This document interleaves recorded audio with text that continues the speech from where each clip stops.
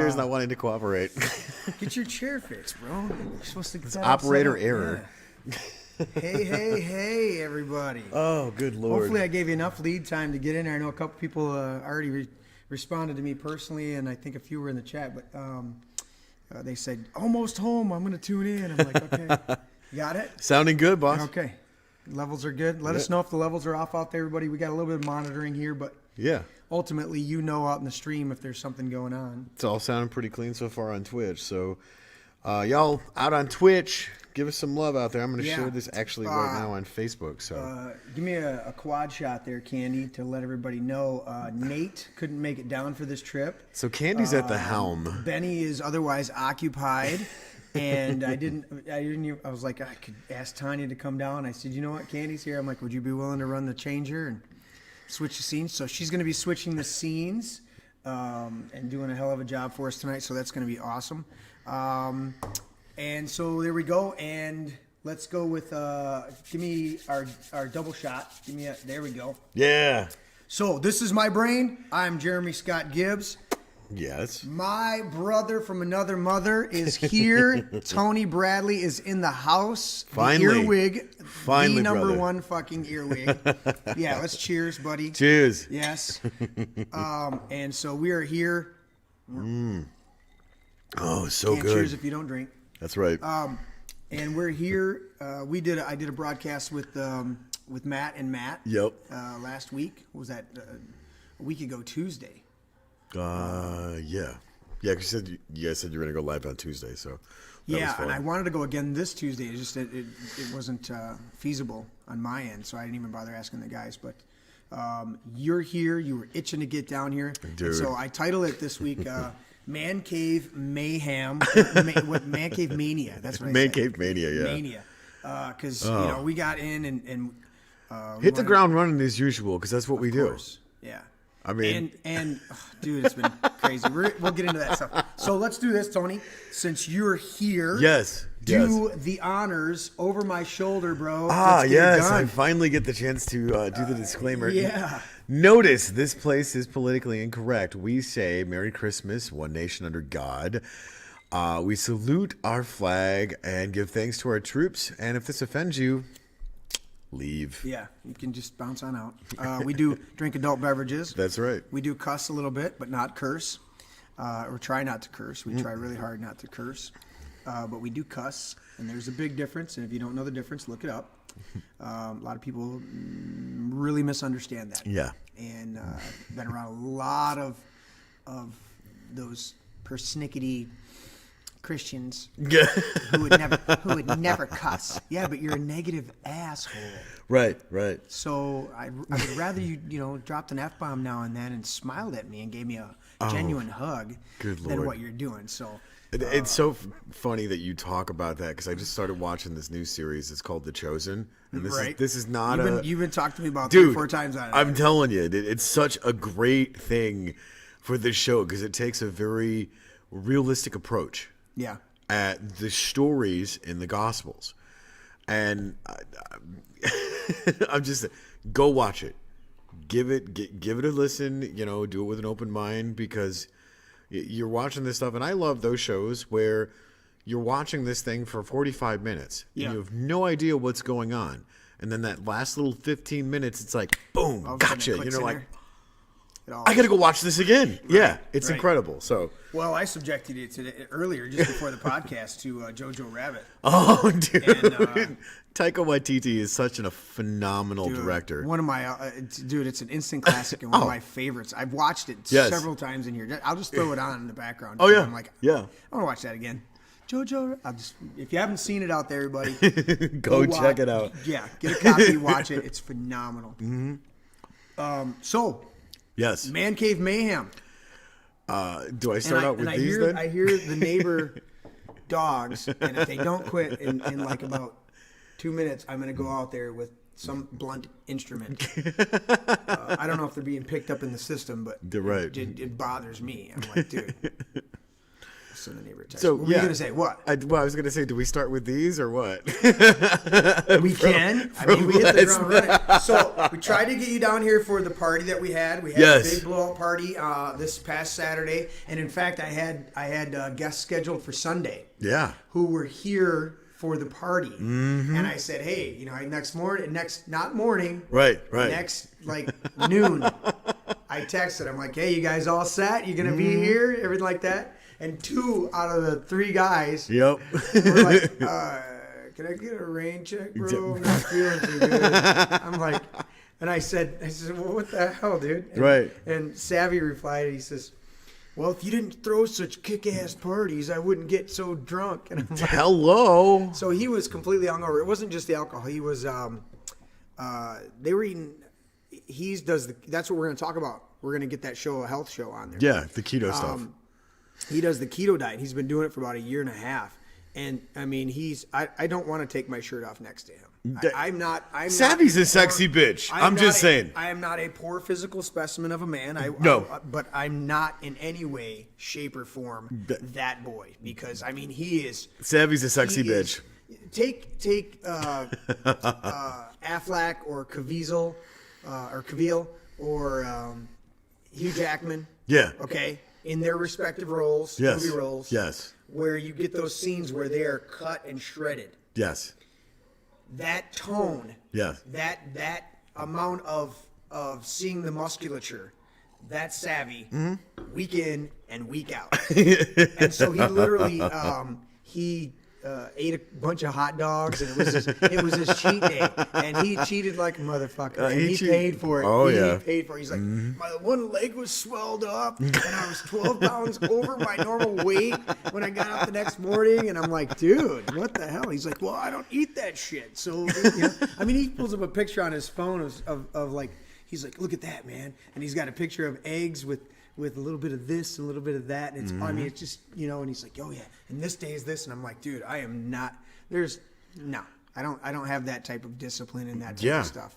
I mean, and more power to him that he can do that stuff. Cause I mean, you and I, we do our best to eat as healthy as we possibly can. And I've been trying to become more and more disciplined in that school because, well, you turn sideways and there's my turkey neck because I fucked up shaving and as the rest. So is that why you were doing so long? Is to cover up the?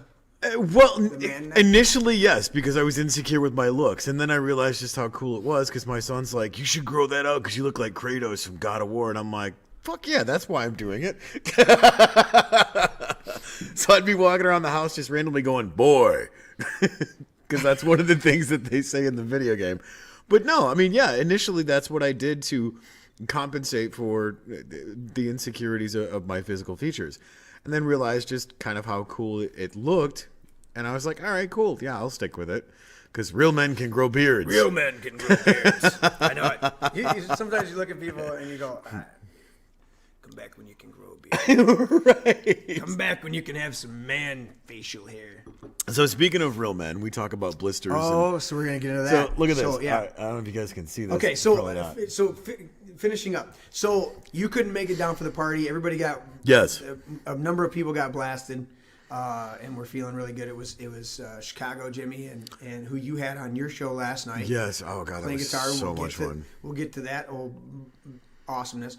But it was Chicago Jimmy was actually on Saturday, and Matt Kinchis, who is a great friend of mine and actually now works for me, and works with me because we've got stuff where he does stuff with me on our construction stuff, and then we've got other stuff where we're partners on construction stuff. So it's Matt's a phenomenal guy, but it was his 40th and Chicago's 59th birthday, and we did this big birthday party and invited friends. We had a good 20 people, 25 people here. Nice. It was a blast, and we played. We didn't play great because we started drinking early in the day. And so by the time we're up there doing our set, but you know what? Everybody else was drinking with us, so nobody complained. Keep drinking, the better we'll sound. You guys sounded great. Like, yes, we did. Play some Skinner. I think we did. Yeah. Anyway, so unfortunately, you were not. That was the original plan, was for you to get down here and be part of that. Yeah. So you didn't make it down for that, and it took you until Wednesday. Yep. Wednesday afternoon, you Come strolling raced in. on down, and I was at hockey. Been playing hockey. I think that was my 4th week now. We've been playing hockey at an undisclosed location. We sneak into the back because we have to hide from the tyrants and the tyranny of being a healthy person who has to be quarantined, which is fucking stupid. Right. But anyway, so fast forward. Wednesday you got here. We Yep. hung out a little bit. I came down. We hung out. I was kind of tired, so I went up to the house a little bit early. And then Thursday I came home from work. Tried to do my show. Tried to do your show remotely. And that was an Technical abortion, mess. spontaneous abortion. That Yes, it was. I was so done with it. After an hour and a half. No, sorry, my bad. 2 days because I set up all of the template stuff, like we normally do for each one of our shows. Yep. And that was Wednesday night when I got here. Yeah. Did all of that stuff. I'm like, cool. I'm a little bit ahead of the game. I'll be good to go.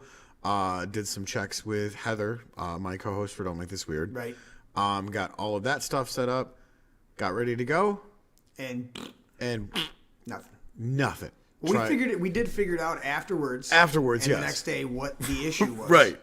And hence the reason why I was able to do Guitar Fridays with Chicago Jimmy. Which turned out perfect. I mean, God, it was so much fun. Thank you again, Chicago Jimmy. Such brother, I love when we get to play together because you just make me look like a better musician than I am.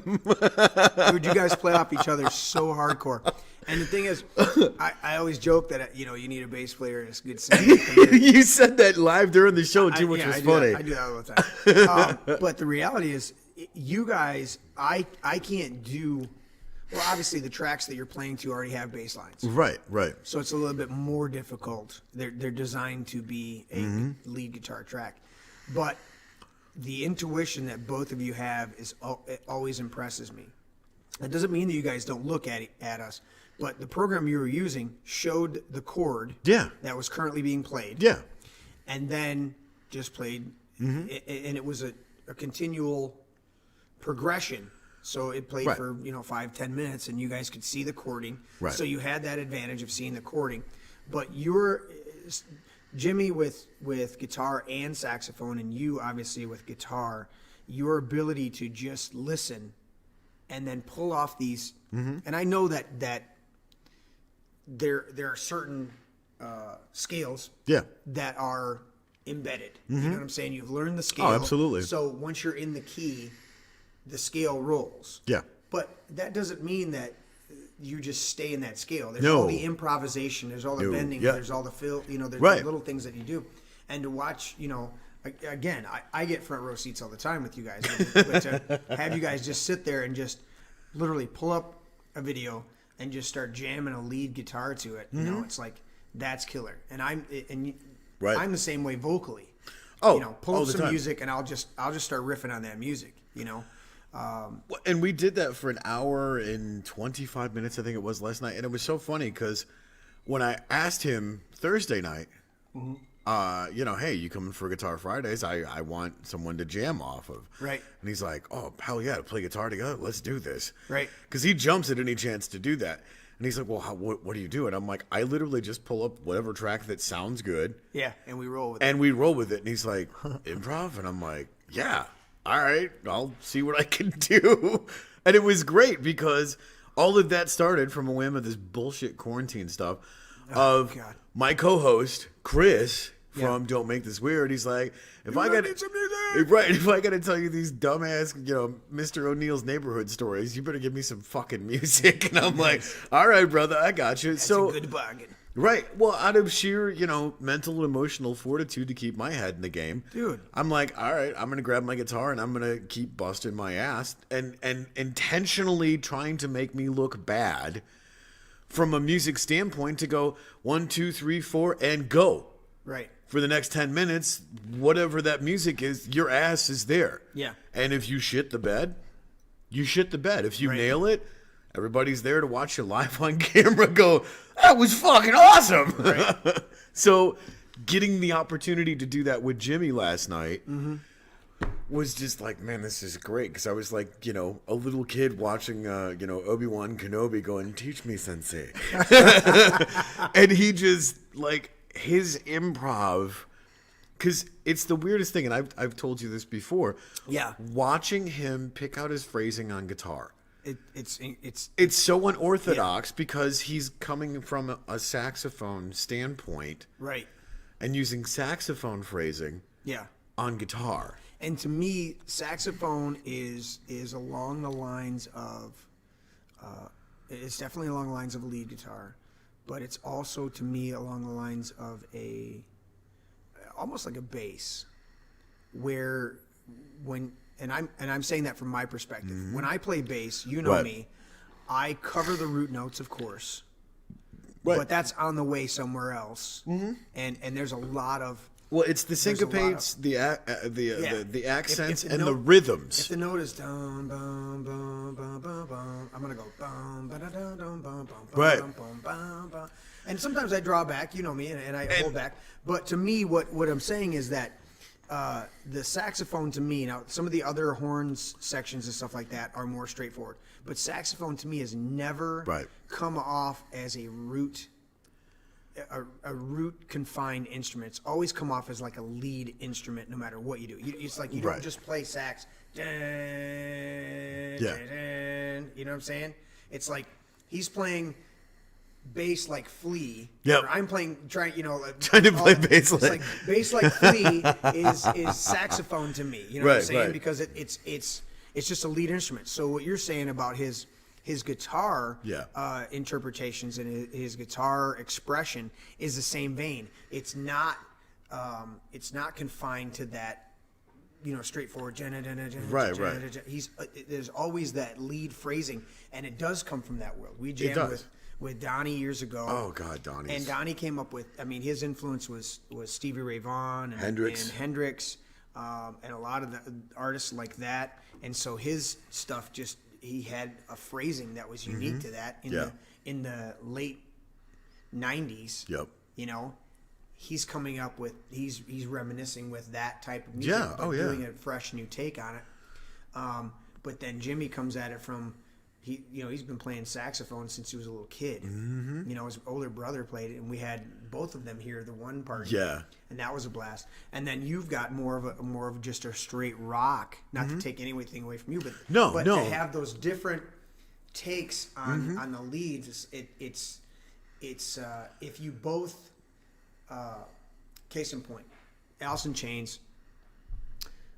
They could both sing the same note, and they do majority of the time. Right. But it sounds like a harmony because their voices are so different.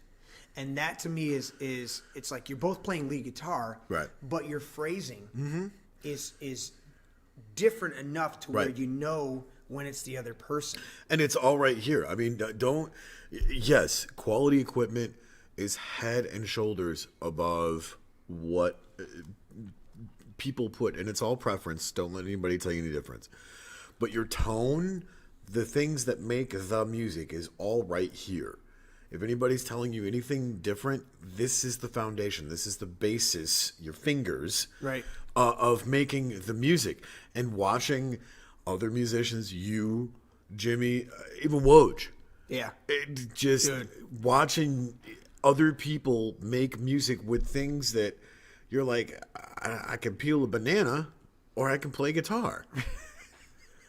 I think I'll play a guitar. Right. We're just dumb monkeys with whatever. Anyways, but no, it was so cool to see, like you said, a front row seat. Yeah. Because I'm watching this live on camera right along with everybody else, and I'm going, God, this is fucking great. Right. And then you didn't see his looks the same way when you were playing. No. He's going. Yeah, he's just, and that's the awesome part. So then you guys finished up the show. Yes. And we just kept hanging out. Oh, yeah. And hanging out. Yep. And hanging out. Uh-huh. And I think you went through 5 bottles of wine. And For this time. This was I've had one glass with dinner. Yes. This was right here. Yep. And I think Jimmy had a partial glass later on in the Candy evening. had one with you too. Did she have a glass or did she have a sip? Oh, I was sipping on everybody. Okay. But this bottle was here. Yes. And now it's here. And this is the big bottle. They can't see I it. can't see it. Go to table shot, Candy. This was the there's my Yeah. the big bottle. I gotta, There you go. Yep. That's That's the big bottle. That's the big bottle. So it was full to here last night. Yep. When we started, and I was the predominant there, so I went to bed really happy. So did I. 4 bottles of wine. We did. Of course, caveat: we're happy anyways. Well, right. We don't drink to get happy. We're happy, so therefore we drink to Right. enjoy. Well, and I mean, doing shots with Morgan. Finished up the. The fireball's completely gone. Yes, damn it. But anyways, We'll get more. this is where things became really cool because we emote musically. Right. It's a very cathartic response. So going back to what this is, I don't know if you guys can see that with the camera. It focused a Okay, little bit. there, There it all is. right. So notice the tips of my fingers are very shiny, right? Now, here's the other fingers. They're not that shiny. But these ones are, because if you look at them, they are bruised and blistered from playing bass as hard as I could for 2.5 hours So, after Morgan left because she had to go home. Yep. And we're sitting here and we're improving on everything we could play. We started out with rock and roll ain't noise pollution. Yeah, I'm really trying to work on the lyrics. I love it, and I want to do it, and I did it like the first 1 or 2 times. Mm-hmm. I used my voice properly to where it didn't damage. And Right. It didn't, like You got the fry the right way. I got the fry the right way, and I haven't been able to do the fry since then the proper way. Right. And so I come off after I'm done singing. It sounded like, and I'm like, God, well, how did I do that? Because I was like, hell, you middleman. Yeah. Put away your fancy clothes. And I'm like, all right, I got to get this figured out. But anyway, so here's the other big story. We are being inundated with rain. I mean, we have the backyards and everything are flooded. Starting to feel like Noah, man. Yeah, it's what is it? Evan Almighty. But Right. and there's a lot of dams breaking, and those are real, actual emergencies that need declarations. And President Trump was here earlier this week and gave a speech down at the Ford plant and signed the declaration. Talked with Governor Whitlis. Well, and I saw a meme on Facebook, and I think it was Candy shared it with me or tagged me in it or something, about how, we've got dams breaking, flooding, mass hysteria actually going on. Right. And yet the governor says we have to stay home and stay safe. And they're asking people to evacuate their homes because they're flooding. How the fuck does that work? You can't look at it from a common sense standpoint when you're looking at what they're doing. It's just it's stupid. You can't look at it and go, wait a minute. We've had 5,500 people. 5,500 Yes. in the state of Michigan, which is almost 10 million people, Almost, yep. since February. Yeah, February-ish. February-ish. No, actually, no, wait a minute. No, March? it was March. Because the March, last time I was down here was St. April, Patty's Party. May, and we are at May 23rd. Yes. So in almost 3 months, we've had 5,500 out of almost 10 million. And then they say, well, we got 54,000 that have tested positive. Okay. That's still 55,000 out of almost 10 million in almost 3 months. And that qualifies as a pandemic? Nope. Are you kidding me? No. So, anyways, there's people and they're going through all the flooding. And we lived in Vassar. I lived right downtown Vassar, and we had to You could whip a evacuate. stone and hit the river. We had to evacuate 2 or 3 times. I posted that on Facebook. That my thoughts and prayers go out to the people that are dealing with this. And That's scary shit, man. yeah, I mean, luckily That is actual scary shit. when we evacuated, we only had to just leave the. It was funny because there was one time we're canoeing.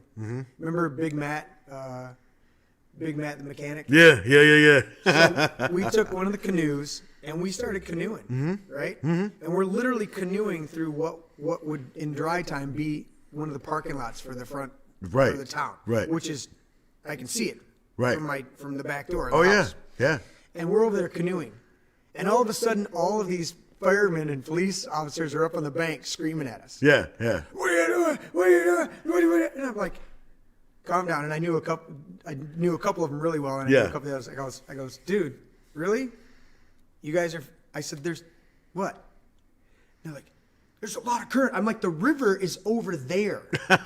This is dead calm flood water. Right. If there's movement, it's because we've just rode through it. Right. Or it's receding. Right. Why are you freaking out? Right. So their logic was to make us walk the canoe back to my house. Yes. Get out of the canoe and walk it back. So that it's raging so bad that and I'm like, so the couple times that we did it where we drove away from the house in their vehicles, were there a couple other times, and they wouldn't let us drive back in. Yeah. And I'm like, I can see my house. Right.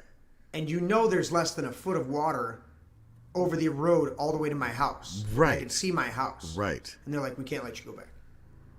I'm like,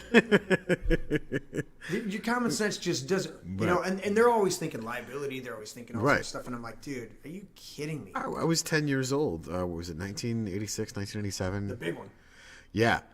I was with my cousin, and we were canoeing back to the second story of his house to get stuff out of his mom's closet, get his clothes and stuff like that. Yeah. And we're literally paddling right down as best as we could guess. Was it Cass Avenue? Cass Avenue. Nice. Because we were going back towards the fairgrounds. And it was crazy because I'm like, this is insane. Because you're looking at, 10 foot of water on Cass Avenue. Yeah. And it was nuts. Fortunately, the time that we lived there, we had to evacuate a few times. It never even got to the floorboards. It filled up the basement. Of course. There were times when we went down and there was 6 feet of water in the basement. Yep. But it never got that bad. So my heart goes out to these people that have, there's all these lakefront communities that are no longer lakefront, and then there are people downriver from them that are now lakefront. You look at the dam in Midland that broke. Yeah. And so many people were completely displaced with their homes. Yeah. And they have nowhere to go. Right. I mean, some of the locals, I heard that some of the ones that are out of the floodplain where the dam broke, right, were offering up some of the bed and breakfasts and the Airbnbs. Okay. Were offering up a couple of nights stay, so these families could have some semblance of a hot shower, a meal, right, whatever it was, but it wasn't anything long term. So, I commend them and support local. That's where these families that have nothing are still reaching out and giving these other families that have less than nothing because they just lost it all. Right. Being there. And I mean, we've talked about it several times when, the evils of the world rear their ugly head, people's true colors show all the time. Dude, they seize on these opportunities. Right. It's like. But you don't hear about this stuff during the good stuff. The stuff and it's not puff pieces. It's real humanity. Right. Hey. When the barber opened up in defiance of the governor, and I saw all these, and I didn't realize he was in Owasso. I thought he was over in Grand Rapids when I first heard the story. Right. But when the Michigan Militia went up there and basically, I told you I watched Tombstone. I Great show. I love that. I had a VHS copy years ago, letterboxed, and I'm like, man, I need Tombstone. I need that movie. And so I got on Amazon a couple weeks ago and sent my list to Tanya, and she ordered a bunch of movies and some CDs. I got all of Blacktop Mojo's, all 3 of their CDs. Oh, nice. And there's 2 new Circle of Dust CDs that came out. Oh. Like, yeah, dude, we got to check those out. Definitely check that out. I got all the Blacktop Mojos because I'm tired of listening to them on YouTube. Fuck YouTube. Fuck Anyways, YouTube. Yeah, I think I started am I trending? Is that what that is? Anyway. Yeah, hashtag fuck YouTube. Anyway, so I put in the Tombstone, and I'm looking at this, and I was thinking about all this stuff going on, and I'm like, my point was, I was going down a road on my point about now I got off into fuck YouTube. Now I think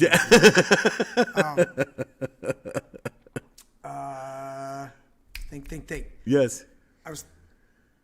My train like derailed. Crashed, burned, done. Wow.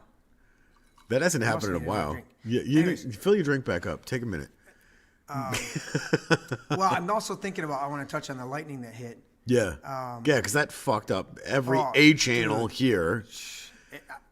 I don't understand it. No, it I don't makes get it. 0 sense. So, but I was thinking about it with there's a scene in Tombstone that I'm thinking of, and I'm trying to remember. I'm your because this- Huckleberry. No, it's not one of those the scenes. I just love that line, though. Absolutely, that scene. They're beautiful, but he's there's a scene. It's gonna come to me in a minute. I'm gonna get some more ice. Talk for a second. Well, and we were talking about great producers, directors, and whatnot, because we watched that Taika Waititi, Jojo Rabbit, and then we started talking about Tombstone and how, an incredible cast makes a great movie, and with Val Kilmer, we started listing off all of the movies that he's acted in that were incredible performances, Right. of like The Doors and Heat and Kiss Kiss Bang Bang. Love it. Just freaking incredible actors. So when you started talking about Tombstone, I'm like, dude, Sam Elliott, Bill Paxton, Kurt Russell. Right. The list goes on of just top shelf A-list actors. Yeah. And it's funny because in history, it was what? 15, 20 minute event that happened in history. It was very, very, very quick. Right. And they made this into a 2-hour movie, I think it Right. was, oh, I got it. I remember it. okay. I did remember. I knew it would come back around. Okay, so the Michigan Militia. Yes. That's what I was talking about. Okay. Showed up at the barber shop. Yes. And basically told. Now the locals weren't going to do anything. The Right. sheriff, the course. sheriffs all through our state have been. The majority have been phenomenal. They're Yes. like, we're not enforcing this bullshit, and they are the highest law Yeah. enforcement Yes. in the land because they're elected directly by the people to That's enforce right. laws. The state police, the sheriff can arrest all the rest of the people. Look it up. Yep. They could, if the FBI showed up. Listen to Sheriff Joe Mack, Yep. and Sheriff or Joe Arpaio and Sheriff Mack. Yeah. Both those sheriffs, I think they're both Arizona or down in that region. Okay. Southwest. Southwest, and both of them are heavy duty constitutionalists and understand that. Yeah. Oh, and absolutely. They've had where the feds have come in and they said, no, Yeah. you're not going to do this. No. And they are the highest law in the land. Of course. The sheriff, you're elected sheriff, because I didn't elect You are a public servant. I didn't elect some fucking FBI guy to come in here. Right. Okay. I elected Right. the sheriff, and then he deputizes. And if I elected a good sheriff, then he's going to deputize good people. Right. So, anyways, the scene in Tombstone, Yeah. right after the OK Corral scene, right?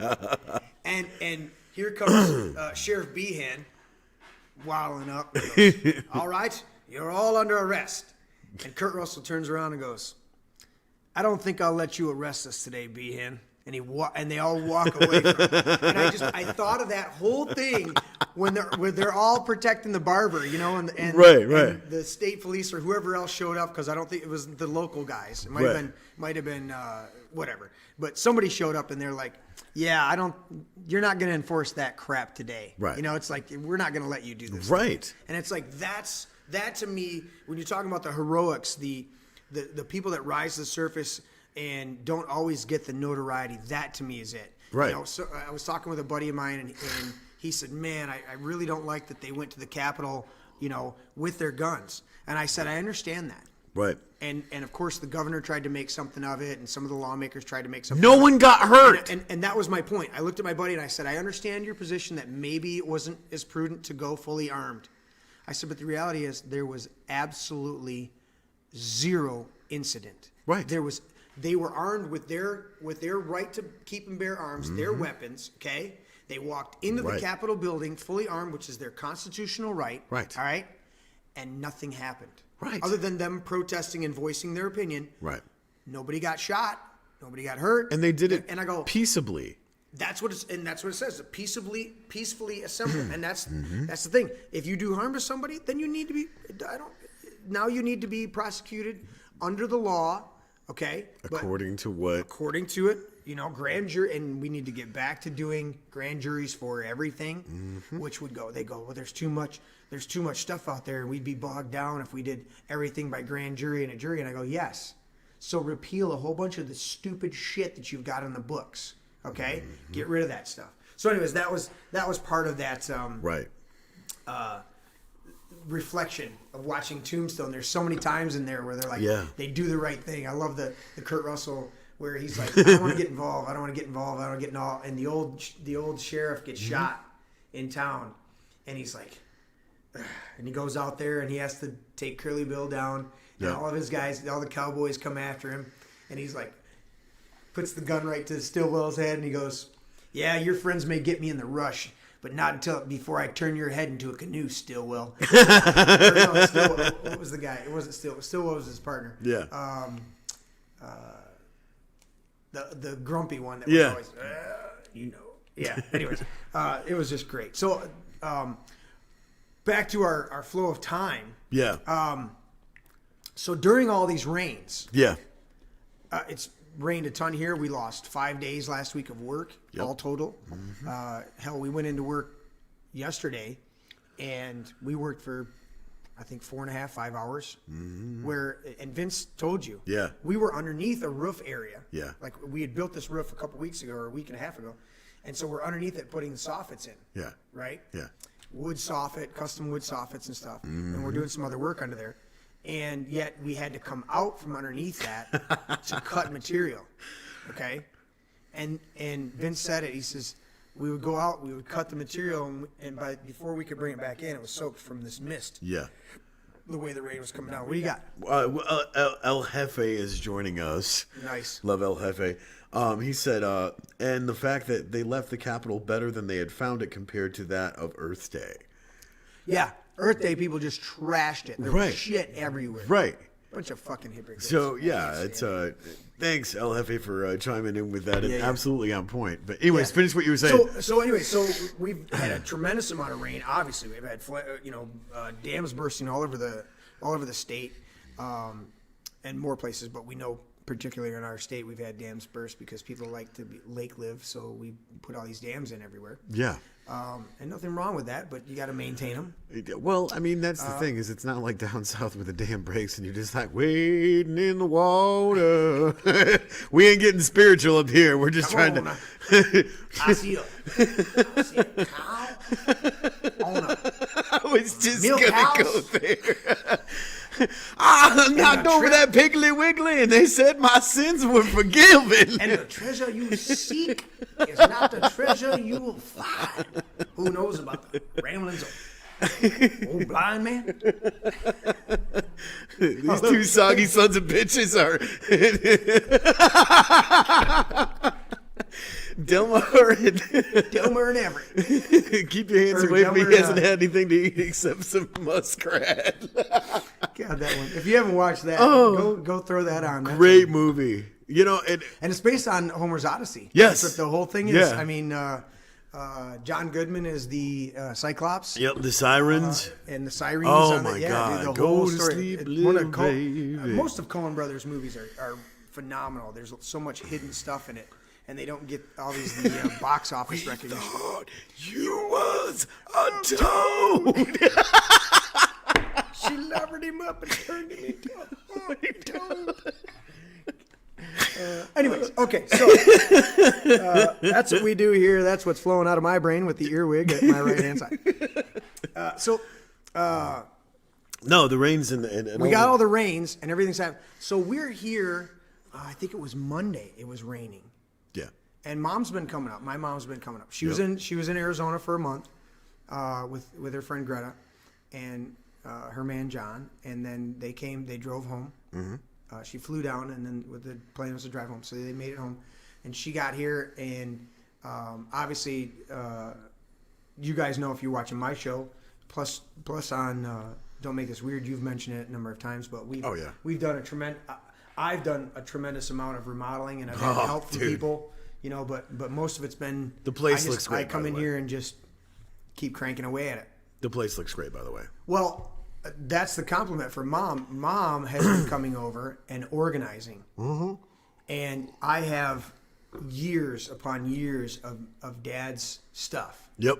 And she made the comment, and Dad was Dad, and Yeah. they did boats. And, Yep. But Dad was the type of guy that if he could buy a box of something instead of two, Yeah. he would buy the box. Of course. So there's boxes of shit upstairs that we just that it falls into that quasi category of you don't want to throw it out because it has value, Of course. but you don't know what the fuck you're gonna do with it. Right. Right. And I keep telling my brother-in-law, I'm like, just take it, dude. Right. Whatever. I mean, I don't have any claim to it anyways. Right, right. I mean, it's like the situation is what it is, where I'm inheriting the building, Right. But the contents and the memories are you and Dad's. Yeah, and, that's all you, but buddy. So Mom has come over several times, and while I'm doing the structural stuff, Yeah. while I'm literally building walls and doors and stuff like that, A second floor. second floor, she's up there just organizing, and Yeah. periodically she's got to come over and she goes, "What about this?" And I go, "Keep that, pitch that, find a spot for that." Okay, and then I go back to what I'm doing, you know, and I'm framing up there. So Yeah. there's been some. She's been coming over and doing that. So she was over here. Yeah. I want to believe it was Monday.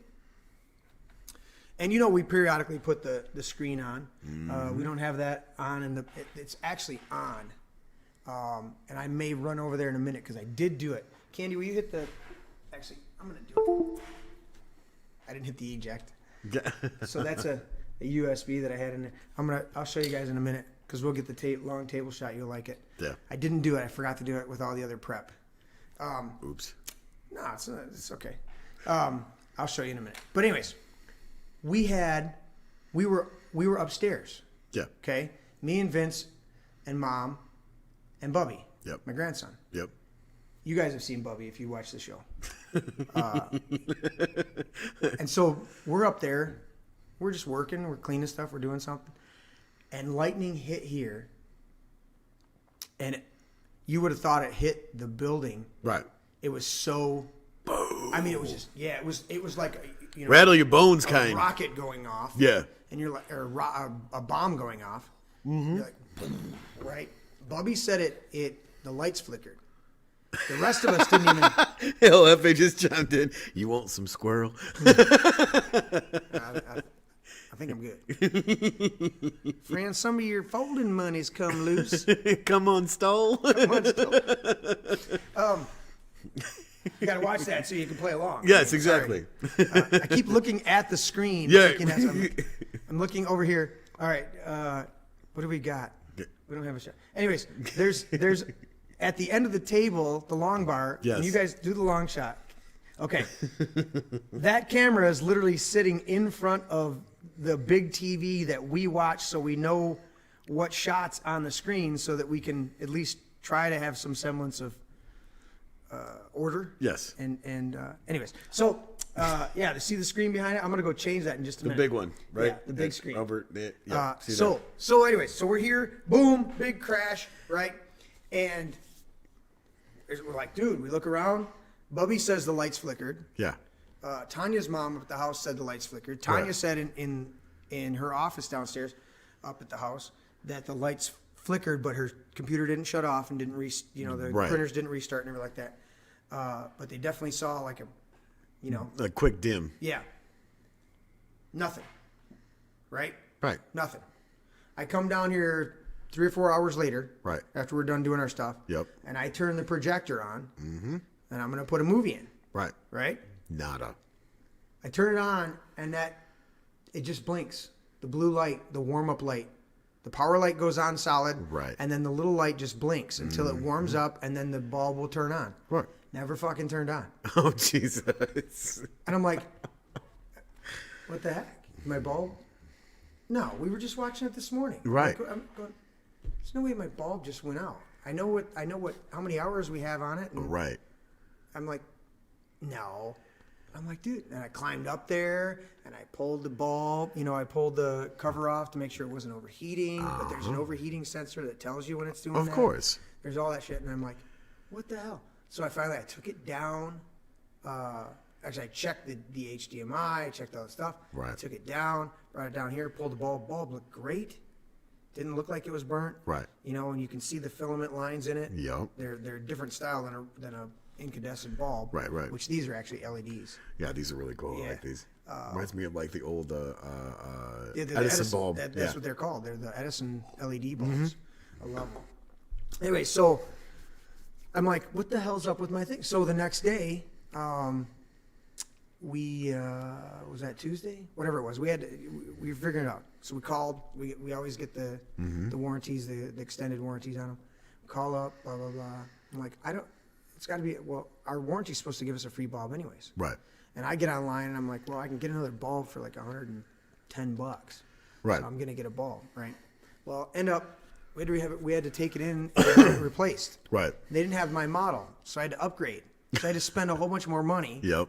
to get pretty much the same projector. Yeah. It's a little bit more upgraded. There's a few little tweaks in there like that. It's got and then we V-feed. get in here. You're here on Thursday. Yep. Finally, I pick it up Thursday on the way home from Yep. work. I come in. I'm excited. The box is on the table. I pull it out. The big ladder's in here. I'm going to hook it all up. Yep. Plug the HDMI in. Fucking nothing. I got a menu on the screen. Yeah. And I'm like, what the hell? The HDMI line's bad. Mm-hmm. So we replaced the HDMI line. And rerun all of rerun- that. We had freaking Ben up in the attic. The HDMI line goes into the ceiling Yeah. and then goes over and comes down. And then find out that my stereo, Your receiver. the receiver, the HDMI line, there's two lines. There's an A and a B, right? And the A is the main, and then B is like a second zone or, your second screen. And you can Right. set it up for different things, but it's not the number one Yeah. feed. Right. You can set it to be the number one feed, Right. but you can also shut it right off. Right. So I'm plugging everything in, and HDMI A out of my receiver It's is fried. dead. Yeah. Won't work. So it's plugged into B right now. Yeah. And I messed it all up to where I'm like, all right, well, I'm going to change this setting and change that setting. Because A's not working. Right. Right. Which is the default, which is always going to be on, right? Right. And I just shut B off by changing a setting exit, thinking that would do something. Of course. Oh, that actually turns it off. Oh, shit. So then I had to look up on my phone how to do a hard reset Right. on the stereo itself. Uh-huh. Wipes out all the stuff I had in there because I had everything, like when you pop it up, it says Roku or Yep, it says yep. Blu-ray player or whatever. Yeah. I changed and label shit. You know how Yeah. anal I am. Oh, about that stuff. yeah. So we do that, find out that channel's fried. I'm like, oh my God. So then we go to sit down and do music Yep. and find out The channel A on the. the channel A. Okay, so the mixer, it's a digital rack mixer, and then Yeah. we control it with the iPad. And then There's yeah. a digital snake on the other side of the room. Yeah. Back over here. I don't know. It's not in the shot. Nope. But right behind me over here on the wall is the digital snake. And it's just connected by a Cat5 Right. Ethernet line. Right. Well, we go to fire it up because we're ready to do some music Right. last night. Yep. And I'd already messed with it a little bit. But I got into it and I'm like, are you kidding me? This it's on, the lights are on, Yeah. but it's not syncing up. And I can't get a freaking signal out of this to save my And life. when it does sync up, it's only on channel B, and it doesn't hold the sync because then it just kicks off. Well, it syncs up if I make that the master Right. and the actual mixer the slave. Yeah. It'll sync up as far as going green. But I haven't got any sound out of it at all. Right. And I'm like, what the hell? So I've had all these little micro things, and I go, there's no other way that Gremlins got in here other than that lightning crash, and it must Yeah. have sent a micro surge of some kind. I'm like, thank God the tower didn't get affected, Yeah. and a number of other things. But I'm like, why did that A channel die? Right. Why did that A channel die? Why did the bulb or whatever happened Right. with my projector go out? And I'm like, what the hell? So then fast forward, you had a great night with Jimmy, or a great show with Jimmy. Well, and we come to the conclusion that the only reason why you're having all these issues because I'm here. Because every time we come down, there's always some sort of issue Yeah. that doesn't make any sense. And the minute I leave, Yeah. you immediately figure out what it is and go, "Oh, well, that was the issue." Well, yeah, it was because you're here. Well, and that does hold some weight. That does have some merit. But we figured out why you couldn't go live Thursday Yeah. right away on Friday. Mm-hmm. So you don't always have to leave for us to resolve an issue. Yeah. But yeah. I did go to the store. I will blame you for all of that shit. I'm just putting on my tab. You owe me some more editing time on the music. El Jefe says, did the TV have to be on for the VCR to record? Yes. So you get done with the show last night. Yeah, great show. I kicked the system on because we want to jam after a certain point. Of course. Drinking, and there's nothing. So literally, the reason you go, I'm playing bass as hard as I can. And after a while of me being pissed off, and then I went over, I grabbed my bass, and I started playing. And I'm like, yeah. And I turned it up. Because it's set at a lower volume because it's running through the system. Oh, I know. So when you were playing, you're trying to play as hard as you can. Yeah. Because it's normally the bass amp, but then it goes through my monitor and it goes through the overhead systems just enough, so I don't have to have the amp on cranked up. Right. So when I finally got over there, I'm like, yeah. I cranked this up a little bit.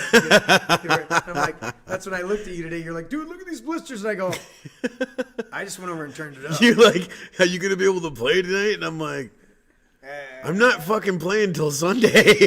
Right.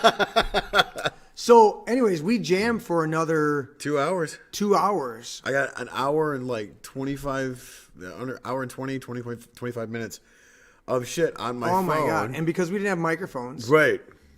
We didn't have any other outside amplification, but Vince jumped on drums. Yep. And you were on bass. Jimmy was on guitar and sax. And then sax. And he played sax for his song, which Radio was Man. Fucking great. And I just played the bass. The bass. Yeah. But he normally plays the acoustic guitar, and I play bass, or not acoustic, but electric. clean electric. Yeah. And I played the whole song just on the bass, and then he improvised over it with a thing. And he normally sings. Yeah. And I sang. Yes. And then we did the harmonies. Yeah. Candy joined in with the harmonies. You were singing the harmonies. That was great. And Vince is back there jamming it out. And you got that recorded. And then we went into, I played one of the new songs I've been writing. Yeah. Yeah. Which is the writing process complete, but bringing it to the band and getting everybody up to speed on it hasn't happened yet. And I played that song, and then I just started improvising on this new riff this new progression that I was working on, and I started singing on that. So that's part of the reason my voice is I'm staying lubricated. Yes. Well, and that's the thing is after copious amounts of alcohol, because I don't. Oh my goodness! I don't recommend doing this. I'm gonna go plug this in. I don't recommend doing this at home, kids, because we're trained professionals.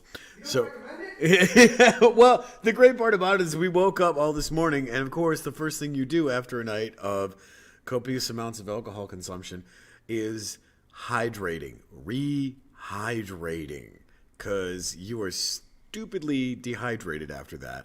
But no, it was great because I really never woke up with a hangover. My head wasn't pounding, because you don't drink on an empty stomach. You eat, you hydrate with water, and, you have a little drink. Now, Candy does things a little different. It's drink, water, and it helps you stay hydrated that way so you're not continually dehydrating yourself.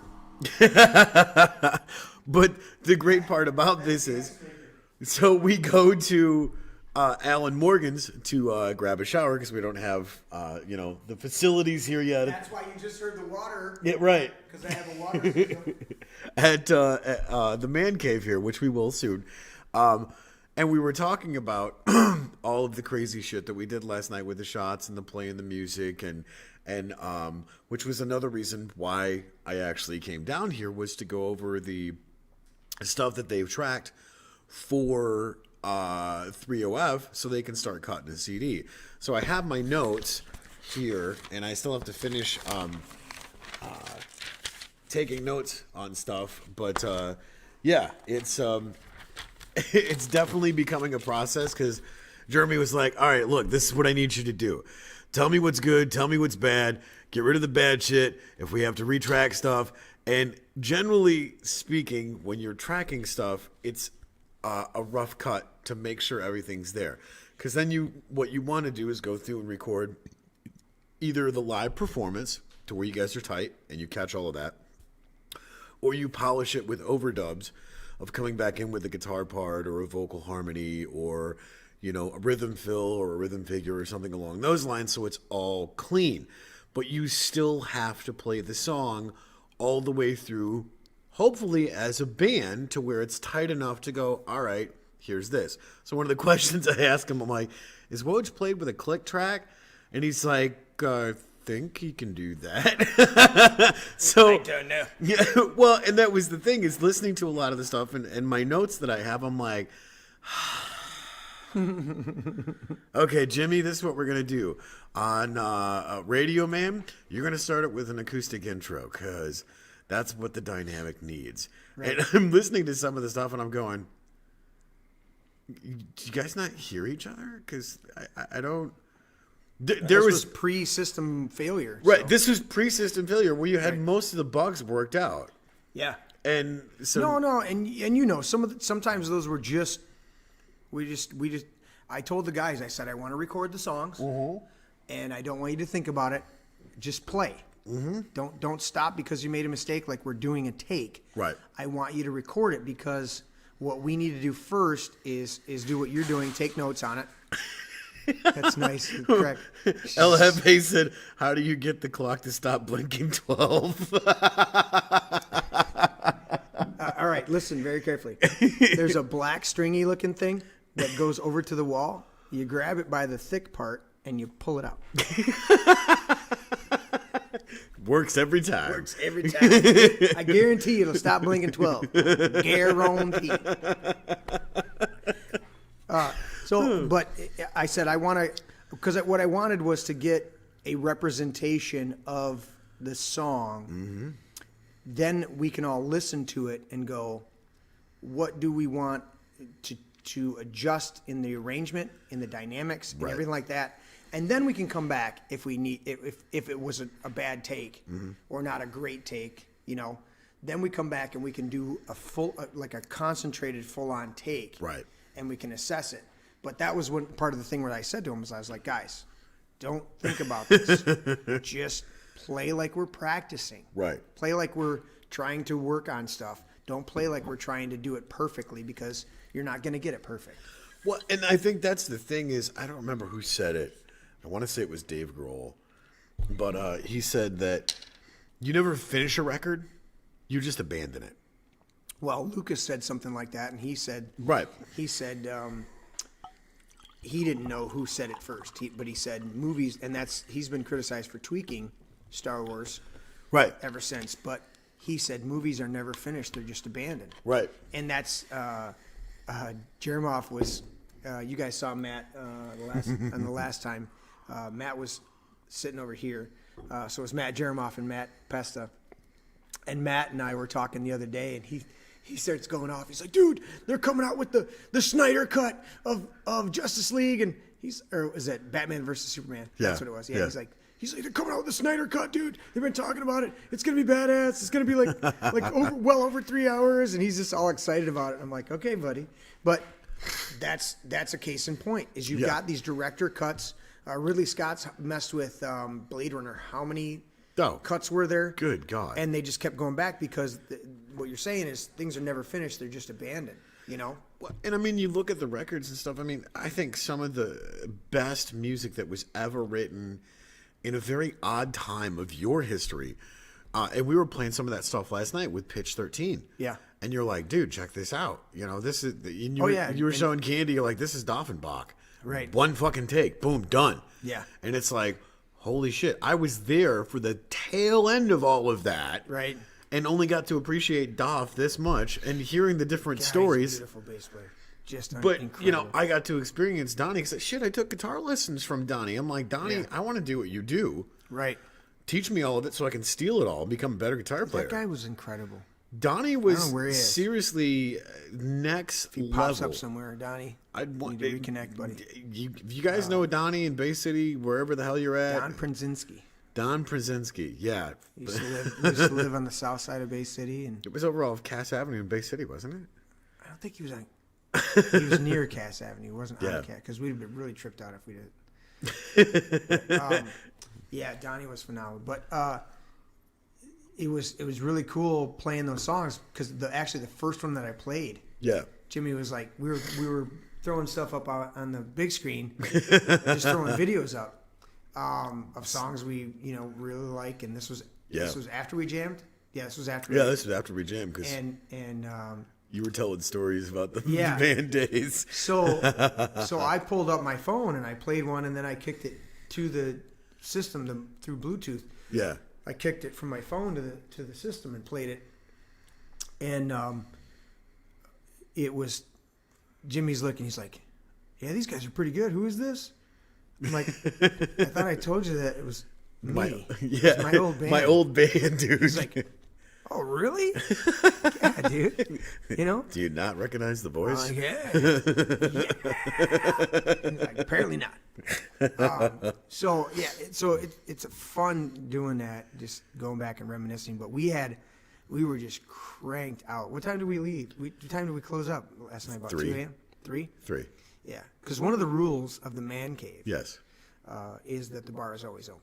Always open. Well, and the I have my own rules in the man cave down here. The drinks were flowing freely, and nobody got stupid. Nobody got careless. I mean, of course, we're loud and obnoxious because we always make sure everybody's good. That you taper off and you start drinking. I mean, those that drive away. Right. You passed out. Katie passed out. I walk up to the house. More like a slumber up the house. Yeah, Vince had to just pass out somewhere. Jimmy was the only one that went, and I asked him 2 or 3 times as he was headed out. I'm like, "Are you good? Yeah. Did you taper off?" He's like, "Yep, I'm good." And he only lives just a little ways away, but that's not you don't want to drive drunk anyways. But. Well, and that's the thing though is reminiscing and even moving forward into the future from a music standpoint. We always take stuff from projects that was back. I mean, what was the track that you said you always wanted to go through and redo because it was never recorded? Reaching. Was it Reaching? No, I thought it was the other one that. Stand, USS Indianapolis, and Fireman were the ones that were. Fireman. That one was recorded. Was it recorded? Yeah, I didn't get to mix it all the way. There's a demo. What we hear is the demo mix. Mm-hmm. I never got to finish layering and tweaking. Yeah. It was basically a very rudimentary mix where I stereoed everything. Yeah. I did my, I did like what I would consider a temp track vocal over it. But I'd never gotten to sit down and really tweak it out. Stand, I did quite a bit of work on. Yeah. But the other two, it was just like kind of a straight take. Mm-hmm. There's no, with My Scars, that's a song that you wrote the music and brought it to me and I sang. Look at My Scars. Look at My Scars. Closer Now. And Closer Now. Yeah. There's 3-4 layers of vocals that we just did in just a... it was ready for the next take. All right, cool. I got something else. Let's go. Yeah. Okay. Yep. And I harmonized with it and everything like that. I didn't even get to do that with those songs, and I want to. But no, I was thinking of specifically. It was Reaching would be killer, and you're like, oh, I don't know how to do that. the guitar part's just incredible in it, and that was one of those ones where Donnie's like one of those. He literally played the guitar part, and I started singing as he said it. Let me see if that was literally the one take Jake where he played the guitar and boom, you started writing the song. Yeah, well he was warming up. Yeah. And he played this riff note for note. And then I just literally so this is only a practice version. Yeah. Let me see if it's hopefully you guys are picking that up.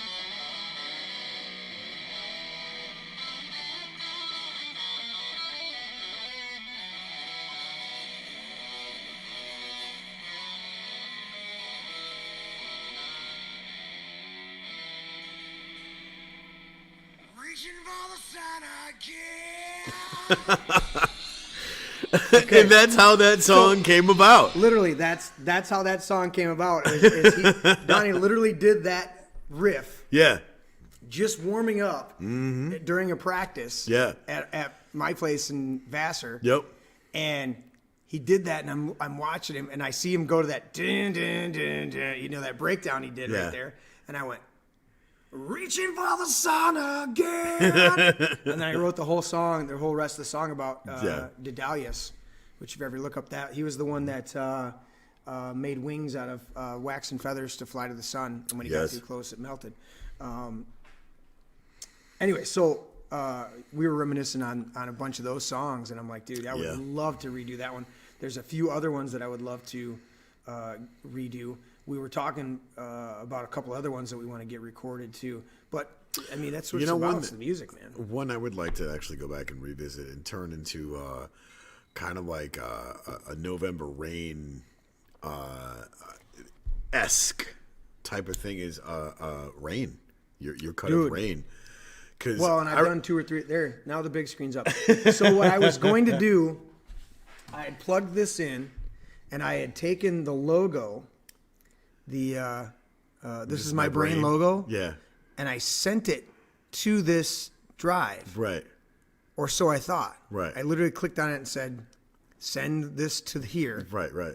So I pulled it, and I was going to go plug it in a thing so that would have the logo on the big screen behind us. Right. And I get over there, and it's not on the drive. So I don't know if it didn't transfer, didn't copy over, or whatever. And I was doing 15 other things, but that was one of the things. Well, so anyways. And I remember when you started writing Rain, because it was on that old busted-ass piano that you had a makeshift tuner. We originally, the first time we ever played it, we wrote it like 2 days before. Yep. 2-3 days before. I wrote it on electric, or, electric guitar. I mean, it was written on guitar, 6-string guitar, let's put it that way. Right. And then we played it at Ryan's open house. Yeah. He was my drummer. Yeah. And what was Doffenbach? Was he my bass player? Was he our bass player at the end? No, I think it was Ryan. And who was the guy that lived south of town? He was the big chunky guy. Ron? No. No. His brother was a really good guitarist at like 16. But he was the older kid that played bass before Polis joined us. Okay. Before Jeremy Polis joined us. He was, I'm trying to think of his name. Anyways, so either way, it was like a 3-piece. Ryan played drums, and I played the guitar, and we went and we played it at his open house, and we literally played it. I played it on. It was originally written on guitar. Yeah. And then I had that busted ass old Kimball. that was. I don't know if I don't think the fretboard was broken. The soundboard was broken, but that thing, I never got the bottom registry or the top 3 registries in tune. So it was this middle 5. And I literally transposed it to piano, and so now it's totally a piano song. It's never going back. Well, when I was working on some stuff that I was cutting in the room right next to it, and I hear this, and you're playing this progression, and I remember mixing, and I hear this, and I'm like, "What the fuck is that?" And I took my headphones off, and walked out, opened the door, and I was standing there, and you're just playing this, and I'm like, "What is that?" And you didn't acknowledge me and went right into the watch the rain, and I'm like, what is that? And you're still singing because you're totally focused on the moment. Dude, don't stop me now. Right. I turn around and explain shit to you. Shut up. Just listen. And you played this all the way through to the end of it, and of course our typical response when we are that into something, and when you finish it, and you're like, what the fuck? It's the scene from Fifth Element. Oh, why can't I do that? Right. 5 seconds, the bomb going off, what is that? Right. But it was such that cool. I'm like, can we track this? Like, legit. Let's plug this in. And, we recorded a very rudimentary. And there's a very crude recording not crude, but I tried to do but it needs to be really fleshed out and really kicked up. Yeah, well, and that's why I said a kind of a November Rain. Absolutely. Well, and I want to really work on it, and I want to get. I've attempted to do it a couple times, and I want to get Wojo really dialed in on it because there's a lot of cymbal work to do. Oh, huge! In that to simulate the crash and the feel of the rain. But now that I'm with Chicago and Wojo, I really want to get the dynamic of a LFA chimed in and said, "How can I submit a song for you to look at?" I'm assuming he was directing that to you because you're such a songsmith. what is what like he writes. he writes the music. No, he writes the lyrics to a lot of stuff, and then like I've worked on him with a couple of different songs that he's had and coming up with the music for it. So, I mean, So what he's trying to Bernie Taupin me? It's something like that, yeah. Dude, it gets it to you, it'll get to me. All right, cool. Yeah, I love to look at it. So, anyways, but I want to get Jimmy's interpretation on the saxophone. I think the saxophone will be very haunting in there, and then of course I need to lay the guitar or the piano down, and then add the subtlety of the bass tracks, and then the vocal layers. And the thing is, my kids grew up. I wrote that song when my kids were real young. Yep. And so they've grown up. If I start playing that now, all three of my kids, Al may not as much, but he knows it. Yeah. But Nicole and Vince are right there singing. Oh, yeah. And I want them both. I'm like, Yeah. you guys need to be on here with backing tracks and sing this with me. So that would definitely needs to be one right on the docket, dude. Yeah. Just a matter because we of- don't have enough, we're- stuff that we're working on. Yeah.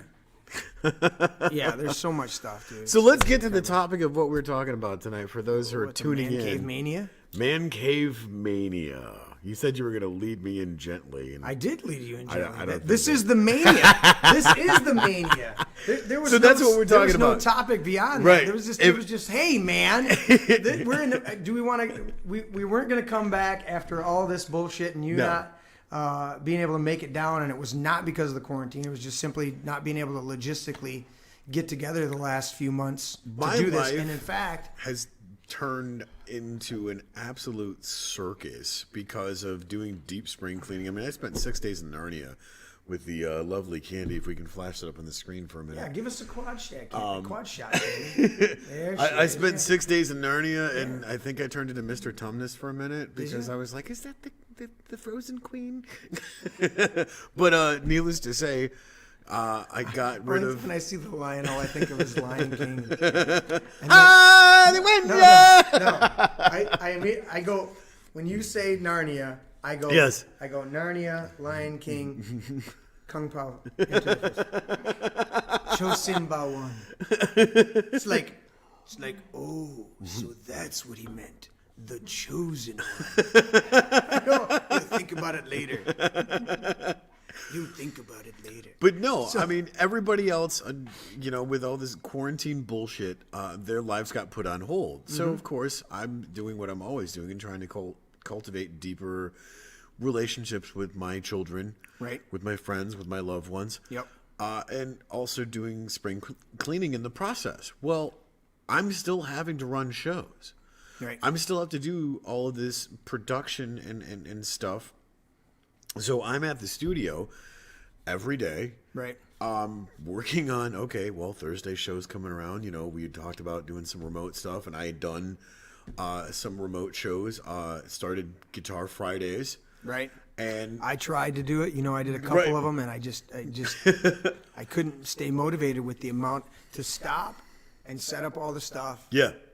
When I'm looking at the amount of things that need to be done in here physically, it's like you're more akin to that show prep. And I did it. What did I come over here for an hour and a half If that. and work on stuff, getting putting this TV down Right, here, and I right. swapped out a few things, and because the last time we did the show, it was three of us, and I had a little bit different setup, and Benny was here tending Right, to it, so right. then I'm like, all right, I got to jump on this, but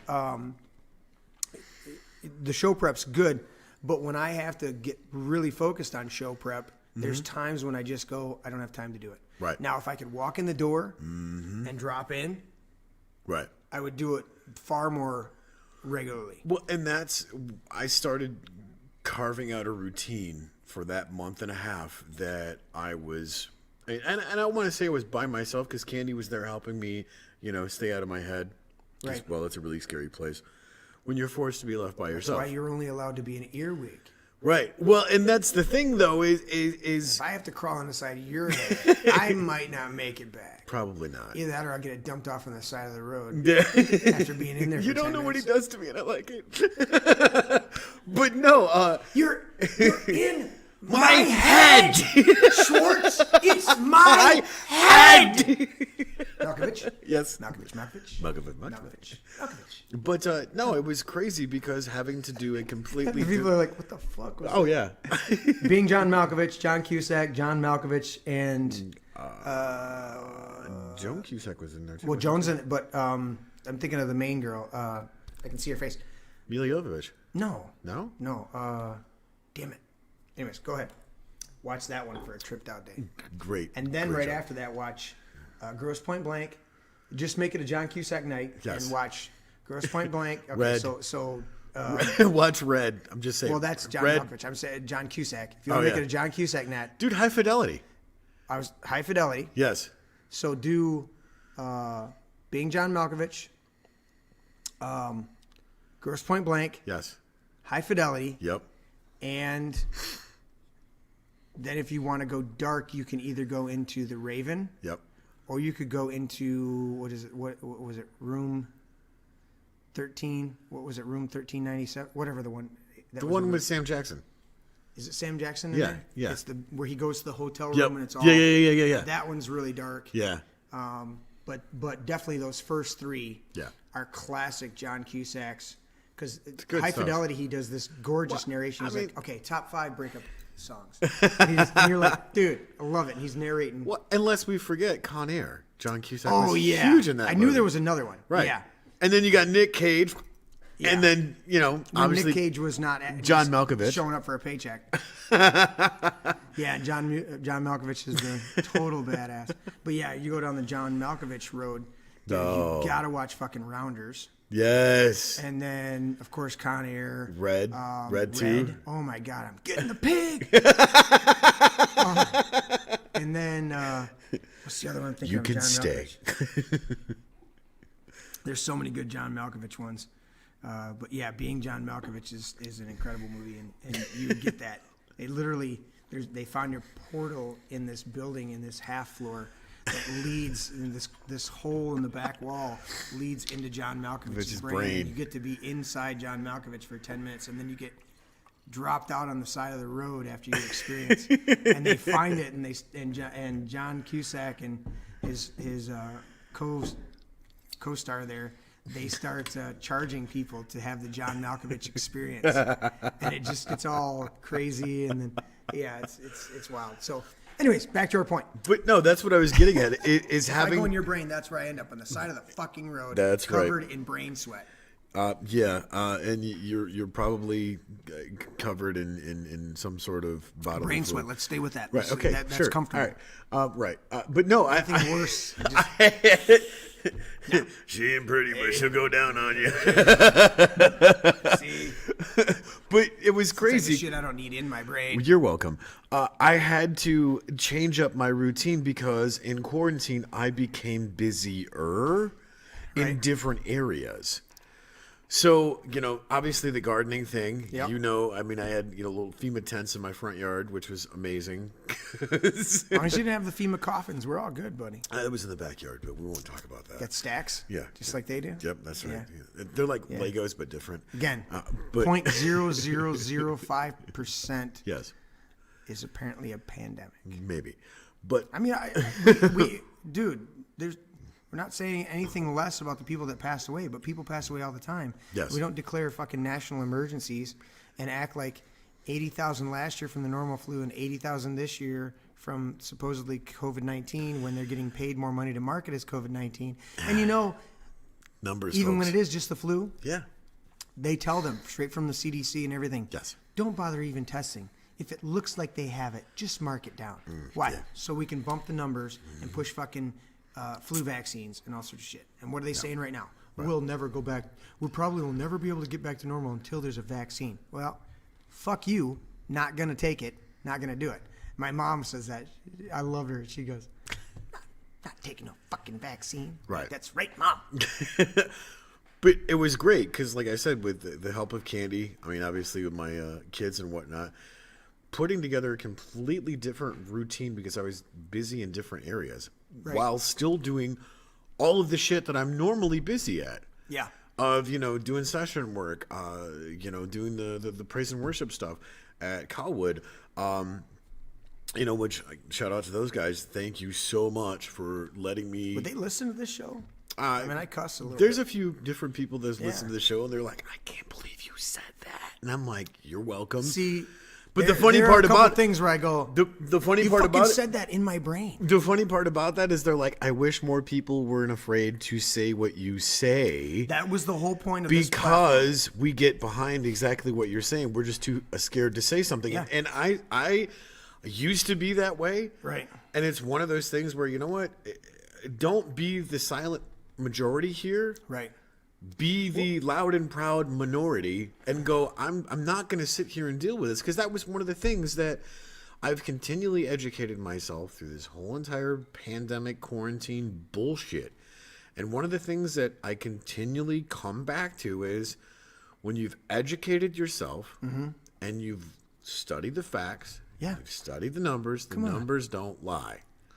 If you're going to stand on something, right, it's because you've educated yourself, not going off half-assed with an overinflated ego and opinion. It's, oh, okay, so fact check 1, fact check 2. Yeah. We talked about it before the show. With all of this stuff that's been going on, we've researched even more diligently before we've chose to open our mouths and go, this is fucking bullshit. Yeah. I can be I can hit the levels of hyperbole and just share anecdotal stuff and things like that. But the reality is, I literally read it yesterday. Matt Pesta chimed in and said 1408. It's an allegory 1408, yes, for Dante's Inferno. Yes. What's up, guys? Yes, exactly right. What's up, brother? Thanks, bro.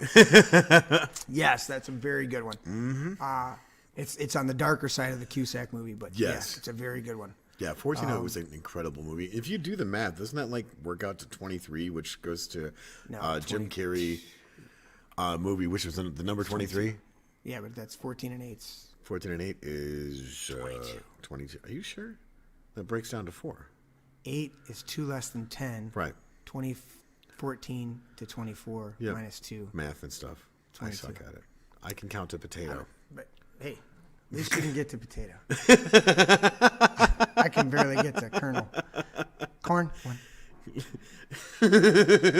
Anyways, so you're dealing with cleaning. I was thinking about the and it was more so that mental and emotional inventory of the checkup from the neck up. Right. And everybody knows I deal with anxiety. I deal with bouts of depression, but nowhere near to some of the other people that we know mutually that suffer from that silence. Yeah. And I posted it. Yeah. You liked it. I think you reposted it, one of them. But I posted on Facebook as long as they're going to let me until they kick me off, which, go ahead, motherfuckers. But I posted that, fuck YouTube. When they want to punish a prisoner, somebody who's already in the prison system, when they want to punish them, one of the short of killing them. Yes. This is a form has been ruled and deemed one of the cruelest forms of punishment. Solitary confinement. Is solitary confinement. And yet here we are, healthy people. Oh, you could be asymptomatic. Well, you know what? When I develop symptoms, then I'll quarantine. But until then, it's called tyranny when you hold healthy people and tell them, oh, but we're going to phrase it as sheltering in place. Right. Oh, sheltering in place. Nice phraseology. That kind of sounds like the Affordable Care Act, which I know for a fact quadrupled my mother's premiums on her health insurance, and why I still to this day do not carry health insurance. Guess what?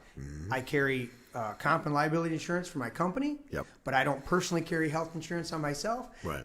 One, because I make too much money, and two, because if I do get hurt from being stupid, which I generally don't, praise the Lord, I speak protection over myself and over everything when I go in it. When I see a flash of fear or I see a flash of something happening, I confess that fear and I speak protection. That's a whole nother teaching. But if I were to get injured, I'll take my checkbook into the hospital. Done. It's all about the money anyways. Exactly. And you know I mean- what? 9 times out of 10, when you're paying cash, Yeah. you get a far lower rate than the insurance companies get. Well, and that's the thing is, I mean, playing that stupid finance game, and I love my doctor for that reason. She's like, look, if I don't have to prescribe you for this shit, I'm going to do it because it's costing me money too. Mm-hmm. Or it's costing me part of my practice. Right. And I'm not going to mention who my doctor is, but I mean, I love her to pieces because she's a no-nonsense You've doctor. mentioned her before. Well, and that's the Then thing. she asked you not to. Well, yeah, and that's the thing is with all of the shit that, whatever, I don't give a fuck. But no, with all of the shit that's going on, she's like, look, I'm glad you're doing what you're doing because you're one of my more educated patients. Right. And she's like, enough with the bullshit. And that's what it is. It is bullshit. Uneducated people who don't take the time to just rationally look at it. And keep in mind, we're not saying stupid people. Because stupidity is something that, if you know and you're just being stupid, that's fine. Uneducated, naive, look these terms up. It's Right. not a blanket statement of going, well, you're a fucking idiot, or you're being ignorant, or you're being stupid. No, all of these things, if you're ignorant, okay, that's a completely different thing. If you're stupid, that means you know better, you're just choosing to do dumb shit. Right. Well, the thing about it is, the information's out there. You just have to not. You don't turn on the television and pay attention to the hour of doubt and disbelief. Listen, instead of going up to the fountain and just putting your cup underneath the spigot, walk over to the cooler and actually read a fucking label and pick something that's a bit healthier than that. Still may have a good sugar content, still may have some other things that you could probably do without, but the reality is you got to walk over there and actually read a label. And that's what this is about, is people are not reading. I mean, literally, it's like, dude, okay, if I take the CDC or the WHO, their numbers, they don't rise to the level of a pandemic compared to the Spanish flu of 1918. Okay, the numbers are nothing compared to that. Now, people still died, and that's always tragic. Okay, Yeah. or not tragic. It's always heartfelt. It's always The always a loss of human life. Yeah, you don't always say Period. that it's tragic because a lot of people pass away all the time, and you go, that's a part of life, Right. And it sucks and it's saddening, but it's not tragedy every time. Now, when people are taken suddenly, tragedy, and we've somewhat joked a little bit about that, where man attacked by shark ultimately dies of COVID. Be on the lookout for a shark who's now infected with COVID. It's like, Right. oh, so there's a shark affected with COVID. It's coming damn. after you. Hey, that's Sharknado 7. Yeah. COVID-19, Sharknado 7. Oh, Matt chimed in and said, currently I'm talking to a guy that says drunk driving is illegal, same as violating quarantine. The guy's literally saying that? He's said that I'm talking to a guy that says drunk driving is illegal, same as violating quarantine. All right, Matt. So I'm going to schedule you, you and I don't know when Tony's taking off again, but I'm thinking maybe Tuesday again this coming week. We need to do another show Tuesday. And okay, so Tuesday, I'm going to get Matt Pesta back on and Matt Jeremoff. We'll do a 4-way. Hell yeah. And we'll get it tore up. Because I know Matt has a lot of lefter. Oh, I'm sure if Matt goes back and watches the video and sees how many times I've touched my face and rubbed freaked my out eyes, and- I'm sure he's like bathing himself in the hand He's- sanitizer. Drink the sanitizer, Matt. You'll be fine. No, go watch Gattaca and that scene where he gets in the oven and has to scrape off the skin cells and the hair. That's what you need to do. Right. Go back to the old skin scraping of Greek mythology when they had the public baths for shit like that. Oh my god! But it's blown up, and it, to me, the cruelest form of it's been settled in courts. Okay? Isolation, man. Is isolation, and that's literally what is being mandated. And I know And there's such a political agenda in it. There's a difference between being an isolationist and being forced into isolation. Well, but an isolationist is more of a political term, meaning that we don't want to go beyond our borders to be Right. entangled. And until somebody comes and threatens our borders, we're not going to be entangled in other wars. So the founding fathers were pretty strict isolationists. In fact, there's a number of forefathers that said, if we get involved with these foreign wars, and if we get involved with foreign entanglements, it will be one of the ways that America's brought down. Of course. Because now you're not only involved in something that could piss off other parties Right. that you didn't have a problem with before, Right. Which America has certainly done since then, but also you're expending time and energy and Right. resources and money. Right. And you think about this. What's the statistic? Candy, can you look up the statistic real quick, or not the statistic, the number of people killed in Vietnam? Matt's over here sending smiley faces. Love you, Matt. But you think about, she's going to look it up. I want to say it's 58,000 Well, and that's were killed in Vietnam. And think about the hotbed, Right. the hot topic that Vietnam was. Right. And it spanned, I think, 8 or 9 years, from 65 to 73, something like that, 74. And the shitty part about it is even like Desert Storm. You know, I've had, fellow brothers that went over there and they're like, dude, it was a fucking police action. Yeah, it was bullshit. Yeah, mean- there's a young man that I'm going to have on the show. Right. And we've talked about it. that's the thing is they trained to go through all of this stuff. You know, I mean, what is it? Something, a couple $1 million to go through and turn a civilian into a soldier with all of the supplies and the training. And They don't get that money, but yes. Well, right. But, and that's one of the things is you go over there and what was it? Was it Three Kings? With Mark Wahlberg, Yeah, Ice yeah. Cube. And, Yeah, he goes, yeah. what did we do here, Ron? Right. So give me that shit. Can we fire our weapon now? Yeah. It's like, what We didn't the get to see any action. He's shit? like, you want to see some action? Right. And he drives him by a bunch of dead bodies, and he's like, Right. That's what you wanted to see? Right. They're like, well, I mean, but we trained to kill, and we didn't get to go to. Right. Well, Did you and- find it, Candy? Total. You ain't got to. Just what's the number? Let's see. Allied military deaths, 282,000. For Vietnam? Deaths during Vietnam. How many deaths for Americans? Vietnam.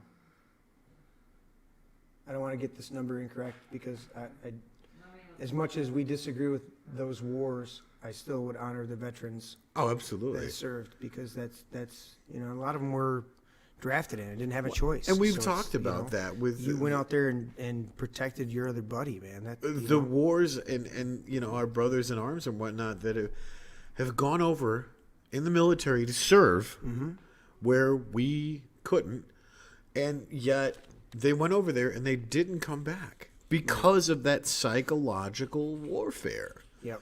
I mean, I've got a couple of different brothers that I look at, and they served in the military. Right. And when they went in, they were one way, and when they came out, they were a completely different way. And they've told me things that they've seen, that they've experienced, and it irreversibly changed them. Because when you mind fuck, War is hell, man. It's yeah. I mean, I look at what was it? Apocalypse Now, Born on the 4th of July. Fury? Yeah, that's one of my favorites. Fury. Now that's God. All three of those are well, Born on the 4th of July, I think was more of a biopic. Right. Even though there was some, there's always, what do you call that? Well, and I love Leeway. I love William Dafoe's character in Yeah. Born on the 4th of July Right. because he's just zero fucks given, man. Right. He's just sucks down that tequila and he has the worm, and it just he's that character. Is your mic on? So it is from combat is 47,424. From other it's 10,785. Okay, so I said it's 58,000 American lives in Vietnam over the course of approximately 8 to 10 years. I want to say 65 was 55 to 75. 65, so 10 years, 65 to 75. Huh? 55. Oh, 55. Well, that was when but the open hostilities. Okay, yeah. Hey, if we went 55 to 75, Right. that would be something. But I'm going to narrow it down to open hostilities to where Basically, 69 to 75, wasn't it?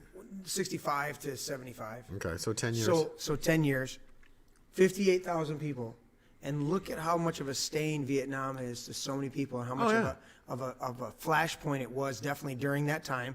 Nixon had to deal with it. Well, of course, JFK was right there at the beginning. Mm-hmm. They'd been in Indochina for since '55 apparently, and he comes into office. But my point is, over a 10, this is something that when you say the Vietnam War, most people go, yeah, and they have their opinions about that conflict. Of course.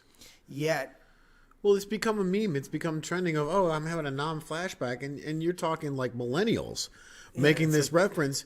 Yeah. And yet the severity of the psychological Right. warfare that these men and women Yes. experienced. and so when anybody says, oh, we want to just thank our frontline workers, I have a problem with that. Because look, 58,000 people actually fought over a 20-year period, okay, in actual warfare, Right.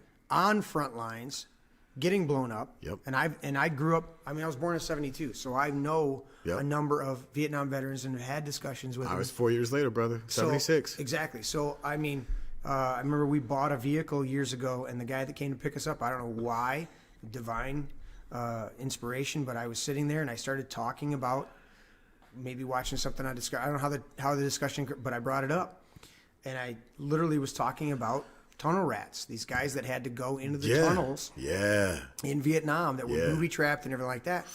And as I'm talking and we're riding back to the dealership, Yeah. the guy in the driver that came to get us from the dealership points at himself and goes, I was one of them. And he was like 5'2", the guy was. You know, his seat was all jacked up so he could drive us. Yeah. And I'm like, really? And he told us a couple different stories. He's like, yeah. He's like, I remember one of my buddies, he said he had 2 weeks left on his tour and he was going home. Yep.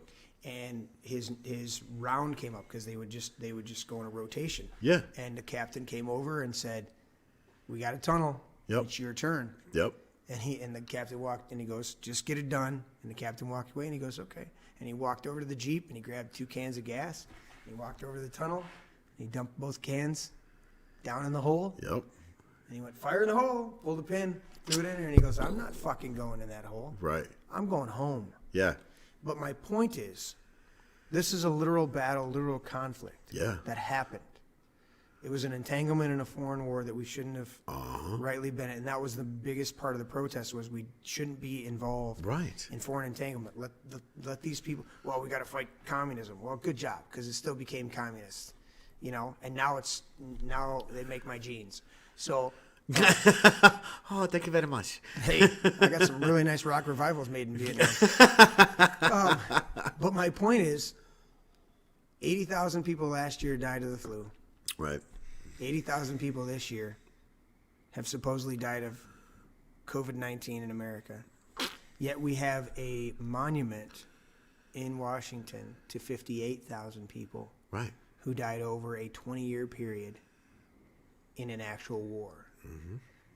Doesn't that type of compare and contrast, doesn't that type of common sense, it's amazing to me that some people just refuse to look at those types of sobering things and go, wait a minute, Right. you're right. We've lost 80. We don't have a monument for anybody for last year dying of the normal seasonal flu. 80,000 people. I'm gonna bring up. And I'm not denigrating the No, monument for right. the Vietnam vets. I'm saying No, put no. it in perspective. Right. Okay? You're saying that this is a pandemic. I'm gonna bring up something that was a real touchy subject, and I was gonna bring it up on my show, but I chose not to. Here's the thing. Oh, so you're going to fuck it up on mine. I'm shit in the bed here, Dude, right? bring it. Hey. Here's the kicker. Look at all of the social issues that were going on prior to this bullshit pandemic. You know, I mean, it was what toilet do I use? You need to identify me as the pronoun game. You know, Yeah, whatever. you're not hearing any of that shit. Right. All of that shit got turned way the fuck down because Right. now all of a sudden everybody's there have been dying. some really good benefits. But that's my point, though, is, okay, now you live, if you are a United States citizen and you live in the United States, this is one of the most incredible countries to ever exist according to our history. Absolutely. Okay? We get to do shit that no one else on the face of the earth ever has done. Because we went after freedom. Right. And I celebrate these freedoms with my brothers. Absolutely. You know, with my sisters, however Right. you want to. That's why we're politically incorrect. Because Right. we're going to speak our mind according to our First Amendment. So you're telling me that in order for a lot of us to have a real conversation about what's actually going on, Yeah. we have to be neck deep in some bullshit pandemic to figure out what kind of bathroom we need to use and how many rolls of toilet